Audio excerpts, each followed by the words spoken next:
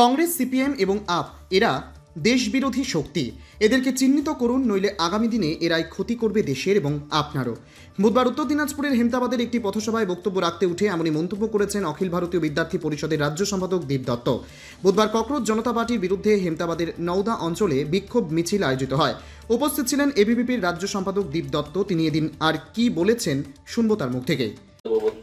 ছাত্র আন্দোলন যন্তর মন্তর, ককরোচ জনতা পার্টি তৈরি করলেন কে? নাম অভিজিৎ দীপকে। কে অভিজিৎ দীপকে? আমেরিকাতে কোটি কোটি টাকা খরচ করে পড়াশোনা করে। আমাদের গ্রামের ছেলেরা রায়গঞ্জ বিশ্ববিদ্যালয়ে পড়াশোনা করলে আমাদের জন্য অনেক। এরা আমেরিকাতে পড়াশোনা করছিল। এই ছেলেটি আমেরিকাতে পড়াশোনা করছিল, দিনের পর দিন আমেরিকাতেই থাকছিল। হঠাৎ করে কি মনে হলো না ভারতে গিয়ে ভারতের ছাত্রদের একটু কথা বলে আসি, তাদের জন্য আন্দোলন করে আসি। পড়াশোনা আমেরিকাতে করছিল নিজে, হঠাৎ করে মনে পড়লো ভারতে গিয়ে ছাত্রছাত্রীদের একটু আন্দোলন করে আসি। অভিজিৎ দীপকে কি হলো? NEET UG paper leak. আজকে যদি ইতিহাসের পাতা আমরা ঘেটে দেখি, দশকের পর দশক ধরে ইউপিএ আমলে, 2014 আগে কংগ্রেস আমলে একের পর এক পেপার লিক, প্রতি মাসে মাসে পেপার লিকের ভেরিয়েশন আমরা দেখতে পেরেছি বন্ধু।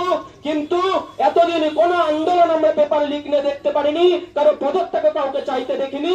এমনকি এই আন্দোলন চলাকালীন এই পার্শ্ব আমাদের আরেকটি রাজ্য কেরল এবং পাঞ্জাবে পেপার লিক হলো, এবং বর্তমানে সোশ্যাল মিডিয়াতে এবং মিডিয়াতে আপনারা দেখতে পাচ্ছেন ঝাড়খণ্ডের পেপার লিক নিয়ে কিরকম আন্দোলন হচ্ছে সেখানে। কিন্তু সেখানে ককরোচ জনতা পার্টি নেই, সেখানে আম আদমি পার্টি নেই, সেখানে কংগ্রেস নেই, সেখানে তথাকথিত বামপন্থীরা নেই বন্ধু। কেন? কারণ এদের কিছু এসে যায় না পেপার লিক নিয়ে, এদের কিছু এসে যায় না ছাত্র ছাত্রীদের নিয়ে। এদের নিজেদের এজেন্ডা চাই। এরা একটা মঞ্চ খুঁজছিল, এরা একটা সিঁড়ি খুঁজছিল ভারতকে ধ্বংস করার, ভারতের স্থিতাবস্থা নষ্ট করার। তার সিঁড়ি, তার মঞ্চ হয়ে দাঁড়িয়েছিল তথাকথিত ছাত্র আন্দোলন। শুরু হয়েছিল ছাত্র আন্দোলনের নাম দিয়ে। সেই ছাত্র ছাত্রীরা যাদের পেপার লিকের জন্য নিজেরা ভুক্তভোগী হয়েছিল, সেই নিট ইউজির মেডিকেলের বিদ্যার্থী, তাদের কাছে যখন সংবাদ মাধ্যম প্রথমে যাচ্ছিল, তাদেরকে জিজ্ঞেস করছিল এই আন্দোলন সম্পর্কে, তারা বলছিল আমরা তো আমাদের সুরাহার জন্য এই আন্দোলনে এসেছিলাম, আমরা তো সরকারের হয়ে, সরকারের থেকে আমাদের ভবিষ্যতের জন্য কথা বলতে এসেছিলাম, কিন্তু আমাদের এই আন্দোলন কেউ হাইজ্যাক করে নিল, আর এই আন্দোলন আমাদের নেই, এই আন্দোলন অন্য কেউ হাইজ্যাক করে নিয়েছে। এসে কেউ বলে দিচ্ছে কোন নির্দিষ্ট রাজনৈতিক দলের বিরুদ্ধে স্লোগান লাগাচ্ছে, কোন নির্দিষ্ট সংগঠনের বিরুদ্ধে স্লোগান লাগাচ্ছে, ভারতীয় সংস্কৃতির বিরুদ্ধে স্লোগান লাগাচ্ছে। এগুলি আমরা বলতে চাইনি, এরা আমাদের আন্দোলনকে হাইজ্যাক করে নিয়েছে। আন্দোলনে আমরা কি দেখতে পারলাম বন্ধু? আফজল হামি শর্মিন্দা হ্যায়, তেরে কাতিল জিন্দা হ্যায় স্লোগান কারা দিচ্ছে? ককরোচ জনতা পার্টি। কে আফজল গুরু? সেই আফজল গুরু যে আমাদের ভারতের পার্লামেন্টে টেররিস্ট অ্যাটাক করেছিল, আতঙ্কবাদী হামলা করেছিল, সেই আফজল গুরু যাকে আমার দেশের জুডিশিয়ারি মৃত্যুদণ্ড দিয়েছে, তার হয়ে স্লোগান সেখানে দেখা যায়। কাদেরকে সেইখানে দেখা যায়? সেখানে দেখা যায় অরুন্ধতী রয়কে। কে অরুন্ধতী রয়?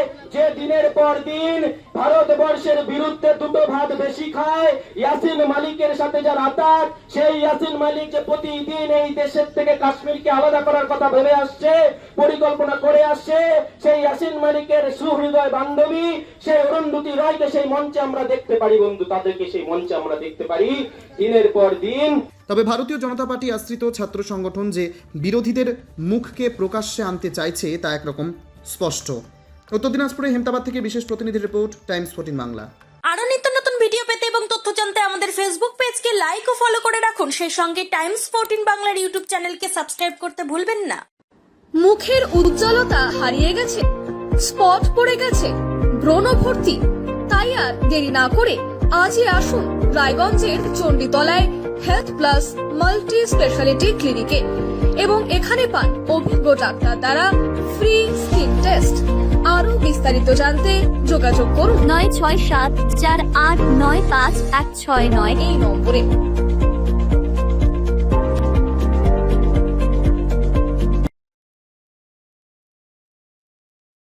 আজ তোমার বিয়ে সজলো নতুন সাজে।